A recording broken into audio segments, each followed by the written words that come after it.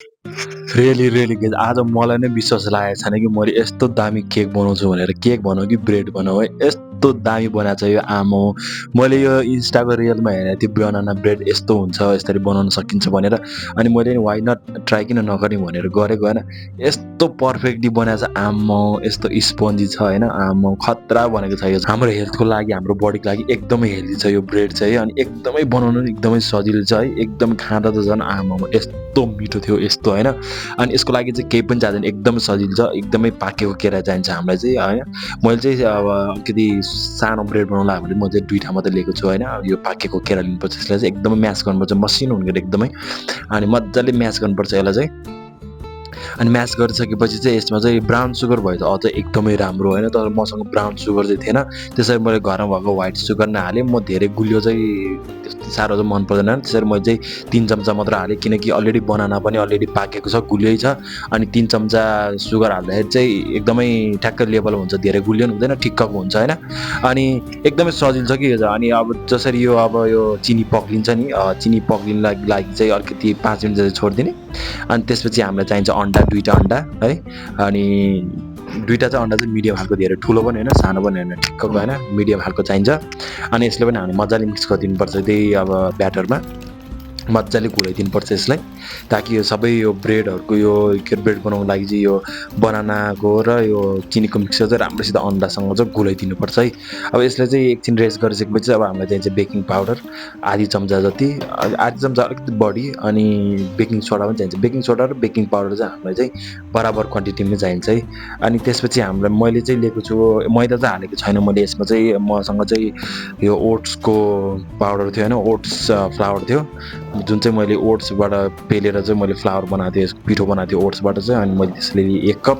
अनि अर्को लिएको छु मैले आटाको 1 कप, किनकि मैदा चाहिँ मलाई आई डोन्ट लाइक मैदा है। अनि सिनेमन पाउडर, सिनेमन चाहिँ किनेको चाहिँ अप्सनल हो है। सिनेमनको यस्तो मिठो लाग्छ मलाई, यसको टेस्ट र यसको बास्ना चाहिँ, त्यसरी मैले सिनेमन एड गरेको। अनि आटा लिएको छु मैले 1 त्यो कप नै जति त्यो ओट्स लिएको छ त्यति नै त्यो आटा लिएको छ।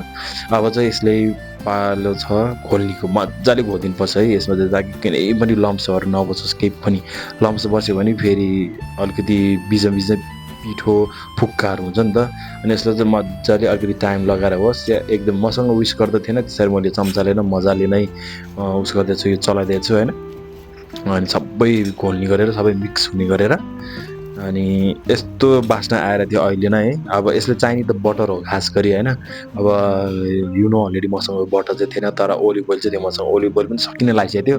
अनि ओलिभ ओइल चाहिँ अलिकति हालिदिएँ। अनि ओलिभ ओइल हालेर पनि मजाले चलाइदिएँ। बटर अथवा घिउ भयो त अझै राम्रो। अस्ति मैले सिनेमन रोल बनाएको थिएँ, घिउ अलिकति थियो, घिउ सब मैले त्यसमै हालिदिएँ होइन। अनि यही हो, अलिकति ओलिभ ओइल बाँकी थियो त्यही हालिदिएँ। अनि यो चाहिँ सबैमा यो तेल चाहिँ सबैमा मजाले खुलोस् भनेर हालिदिएँ। अनि दुध पनि अलिकति है, किनकि ब्याटर चाहिँ अलिकति एकदमै बाक्लो थियो मेरो, त्यसरी मैले अलिकति दुध हालिदिएँ। अलिकति मनतातो दुध भयो अझै राम्रो होइन।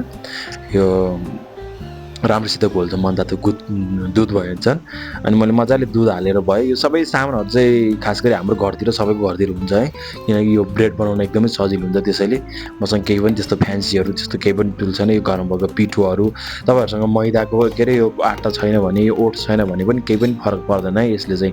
तपाईँको घरमा मैदाको पिठो छ भने पनि हुन्छ, मकैको पिठो छ भने पनि हुन्छ, मकैको पनि भन्छ। अनि यो चक्लेट कोइन चाहिँ अप्सनल हो, तपाईँहरूको छैन भने चाहिँ नराख्दा नि हुन्छ। अलरेडी मलाई चाहिँ एकदम चक्लेट मनपर्छ, त्यसरी आई लभ चक्लेट। सो चक्लेटको कोइन्स पनि राख्थेँ मैले, चक्लेट कोइन्स राखेर मजाले मैले खोलिदिएँ एकचोटि होइन। अनि एउटा टिनमा चाहिँ मैले अलरेडी त्यो वरिपरि तेल लगाएर चाहिँ अलरेडी रेडी गरिसकेको थिएँ र यो ब्याटर मैले मजाले हालिदिएँ। सबै सुर गरेर मजाले हालिदिनुपर्छ, एउटा पनि खेर नजाओस् भनेर होइन। अनि त्यसपछि माथिबाट पनि टपिङ गरिदिएँ मैले चक्लेट कोइन्सको, किनकि अलिक राम्रो पनि देखिन्छ, चक्लेटको फ्लेभर पनि आउँछ नि त, मिठो देखिन्छ, राम्रो देखिन्छ। अनि यसको लागि चाहिँ मैले एयर फ्रायरमा हालिदिएँ। पहिला 15 मिनटमा हालिदिएँ 180 डिग्रीमा।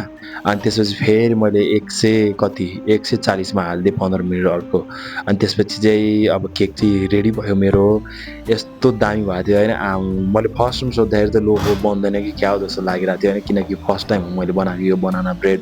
अनि जस्तो देखाएको थिएँ मैले होइन त्यो रिल्सहरूमा त्यस्तै भएको छ कि यस्तो बास्ना आएर थियो सिनेमनको आमामा झन् तातो तातो छ बाफ पनि उडिरहेको छ है तातो तातो नै छ कि यस्तो बास्ना आएर थियो आमामा खुम खुम लाग्ने गरेर होइन अनि चक्लेटहरूको यस्तो राम्रोसित भएको थियो बिच बिचमा नि हेर्नु चक्लेटको पक्रिएर यस्तो खतरा देखाएको थियो होइन स्पन्ज हेर्नु भन्छ नि यस्तो दामी बनाएको छ स्पन्ज होइन वाउ के अब यो कफीसँग खाँदा नि भयो चियासँग खाँदा नि भयो अब यतिकै खाँदा नि भयो झन् बच्चाहरूलाई त एकदमै हेल्दी स्न्याक हुन्छ यो एकदमै राम्रो हुन्छ होइन हेल्थको लागि पनि त्यो पसलमा किनिरहनु भन्दा त्यो पसलमा किनेको के नाना थरी के मिसाएर हुन्छ बरु घरमा यतिकै बनायो भने यस्तो आफ्नो हेल्थको लागि नि राम्रो होइन अनि यस्तो बवाल भएको थियो होइन म त आफूले रोक्नै सकिनँ होइन सो त्यसैले चाहिँ फर्स्ट बाइट लिँदैछु कस्तो बनाएको छ भनेर है यस्तो बवाल बनाएको छ चक्लेटहरूको फ्लेभर सिनेमनको एकदम बास्ना आएर छ जब मैले फर्स्ट बाइट लिएँ मुखमा ब्लास्ट भयो कि यस्तो खतराको बनानाको फ्लेभर होइन अनि त्यही माथि ओट्सको त्यही माथि सिनेमनको